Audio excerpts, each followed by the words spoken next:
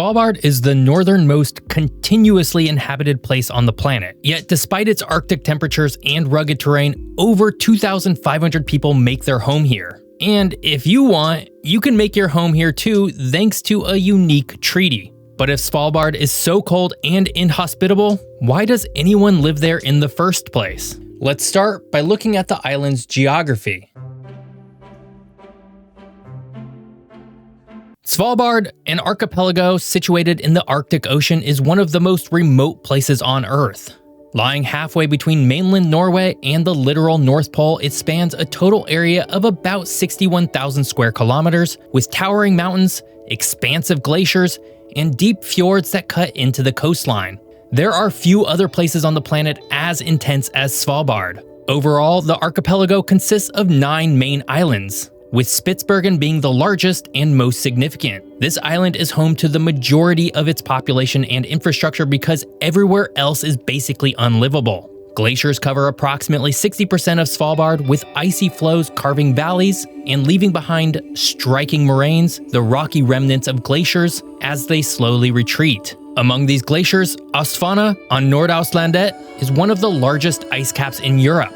Basically, the ice prevents much of anything being done on the islands. Of course, like with its territorial controller Norway, Svalbard is most notable for its fjords, which serve as gateways to the interior and provide a contrast to the dramatic peaks that rise sharply from the sea.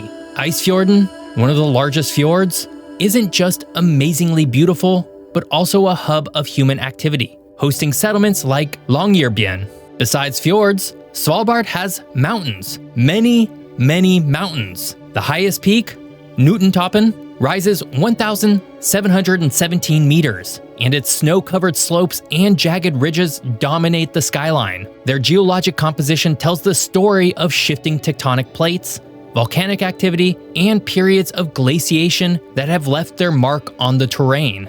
Thankfully though, and unlike Iceland, Svalbard's volcanic activity is basically non-existent these days, as the island has drifted about 60 miles east from the separation of the Eurasian and North American plates. Now, despite its Arctic location, Svalbard's climate is relatively mild due to the influence of the Gulf Stream. And be sure to check out this video on the potential collapse of the Gulf Stream if you haven't done so yet.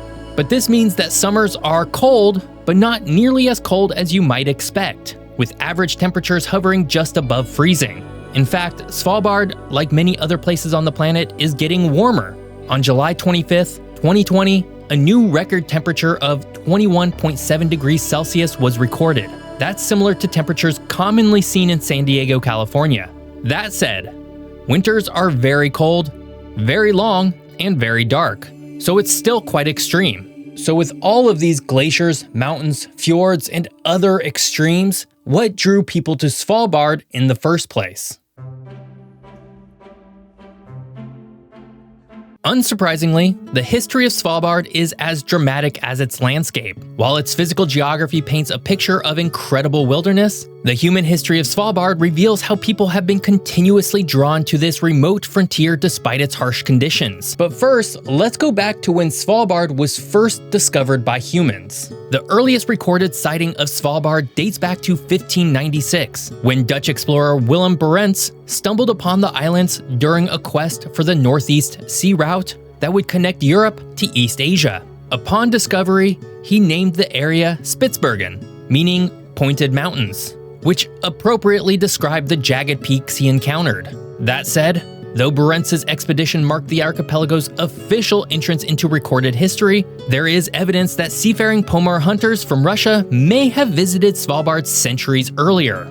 In the centuries following Barents's discovery, Svalbard became a hub for Arctic exploration and exploitation. The 1600s and 1700s saw whalers from across Europe converge on its icy waters. These early industrialists were lured by the abundant whale populations, particularly bowhead whales, whose blubber was rendered into oil. And because of the burgeoning whaling industry, temporary settlements sprung up along the coast. And this particular industry thrived on Svalbard until overharvesting decimated whale populations, forcing its whaling inhabitants to abandon the region altogether. Svalbard would remain mostly uninhabited until another resource was discovered: coal. By the late 1800s, Svalbard became the focus of an Arctic coal rush. Rich coal deposits attracted mining companies from Norway, Russia, and beyond, leading to the establishment of settlements like Longyearbyen and Barentsburg. This period transformed Svalbard from a seasonal outpost to a hub of permanent,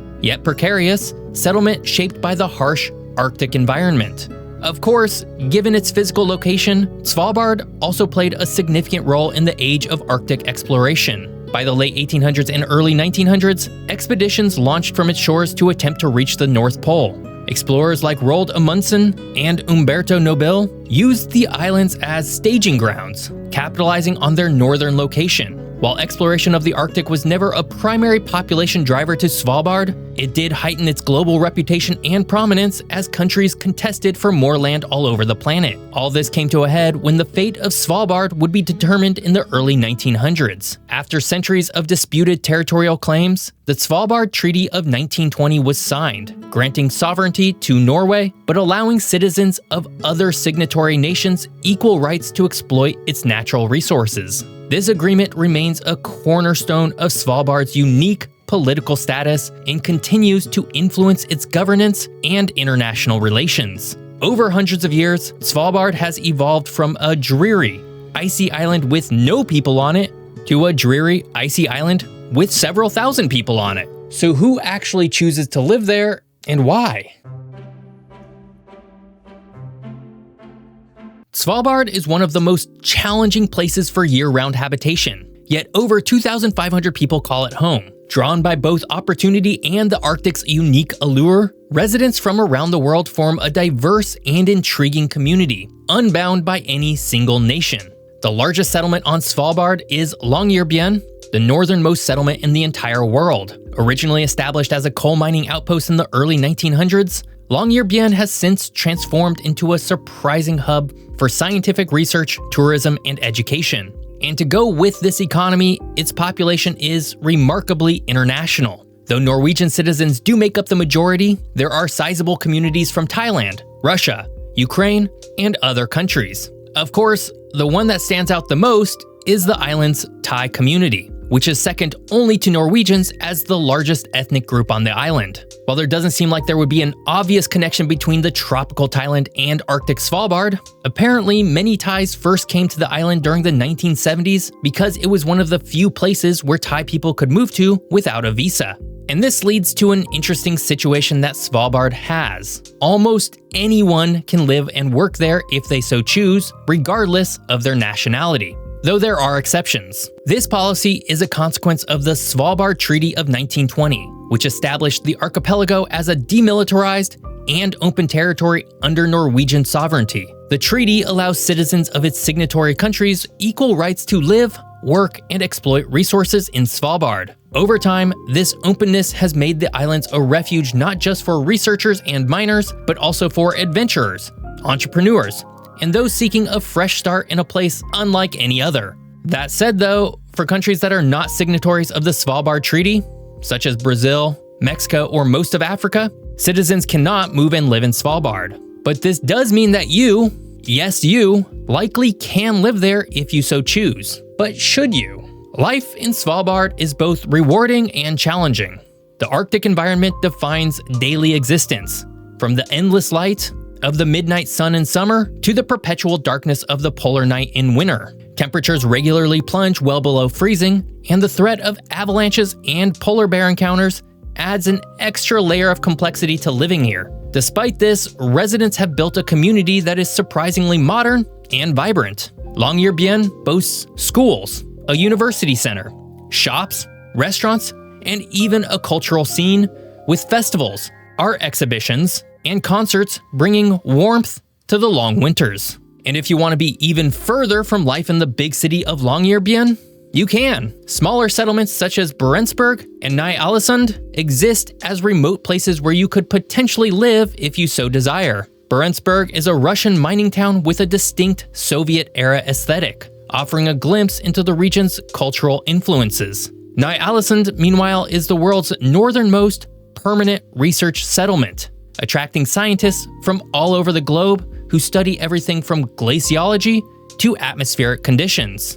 For many people on Svalbard, work is the main reason for being there. Coal mining, while significantly reduced from its heyday, still provides employment, particularly in Barentsburg. Today, however, the economic focus of Svalbard has shifted towards research and tourism. The University Center in Svalbard offers unique educational opportunities, attracting students and scientists eager to study the Arctic firsthand. Tourism has also flourished, as travelers seek the thrill of exploring this remote and pristine environment. It's worth pointing out that Svalbard has one very unique law for all residents, but perhaps most shocking to tourists. If you leave the town of Longyearbyen, you are required to bring a means of scaring off polar bears. This doesn't necessarily require having a gun, but given that polar bears are very dangerous and not scared of much else, it essentially means that if you leave any of the island's major settlements, you need to do so armed. Svalbard's population is highly transient, with most residents staying only a few years, often drawn by work or the allure of Arctic life before returning home. The open immigration policy is a source of pride,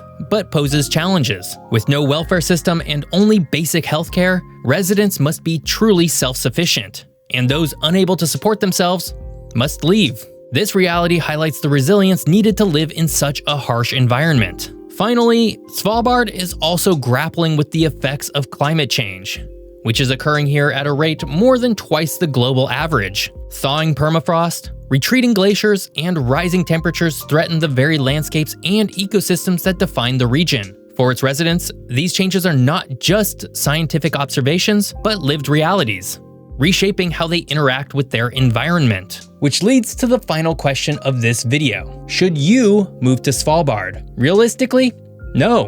While you're legally allowed to if you're a citizen of one of the many signatory countries, the reality is that few can actually survive long-term on the island. Living there is very expensive, jobs are relatively scarce, and basic infrastructure you take for granted every day is not really there. There's a reason why the island is still so sparsely inhabited even after hundreds of years of settlement. It's very hard to make a living there. Today, Svalbard is home to a little more than 2,500 people, which is pretty impressive given how far north it is. And of those 2,500, about 1,800 live in Longyearbyen, and the rest either in Barentsburg, with about 455 people, and Ny-Ålesund, with a little over 100. Aside from that, there's not many other people around. There did used to be an old Soviet mining town called Pyramiden, but it was officially abandoned in 1998. Visiting it, however, is like stepping through a time capsule into the Soviet Union. Svalbard is cold, rugged, and inhospitable, but if you want, you can move there tomorrow. And that is a very unique situation in a world that is largely closed off from immigration. Hey, did you enjoy learning all about the weird geography of Svalbard? Well, then maybe you would like one of these amazing maps of other weird places on your wall. Every map you buy helps support this channel. I hope you enjoyed learning all about Svalbard. If you did, please like the video and subscribe to the channel. If you want to watch that video on the Gulf Stream, you can do so right here. Thanks for watching. See you next week.